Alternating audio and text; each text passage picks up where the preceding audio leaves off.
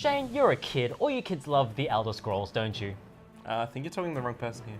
Well, you've played plenty of Morrowind, Okay, right? Morrowind, yeah, that's a different story, but I'm not even sure if that's an Elder Scrolls game anymore. Like, it doesn't really count. Well, have I got the digital trading card game for you with the Wow. Elder Scrolls Legends, which is the Elder Scrolls put into digital trading card game form. That sounds great. Except for, I just want to get this off my chest really quickly.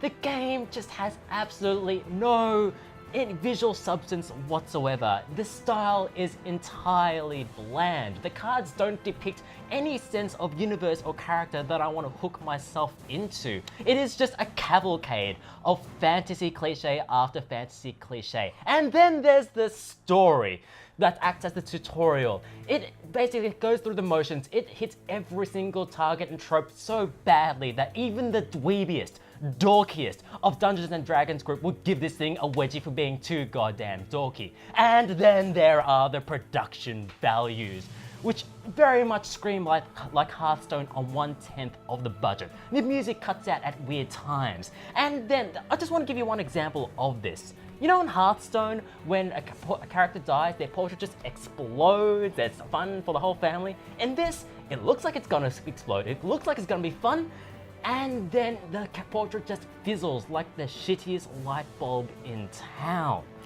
So basically it's an Elder Scrolls game, like modern, because they're, yeah, right. No, but like, yes, it's very much getting a lot of the Bethesda touch, because no refinement. It is Hearthstone on 1/10 of the budget and 1/50th of the creativity, which is a damn shame, because underneath all this dreck is actually a really solid strategic trading card game, or has the potential to be anyway. Okay, potential, I'll give it that. But the problem even there is that it's not even, well, it's 1/10 Hearthstone, another 10th like Shadowverse, another 10th like Gwent. Don't forget Magic. And then there's little bits of Magic, Yu-Gi-Oh, and trap cards. But no, like there's so much here that's just grabbed from other games. It's got like little to no actual.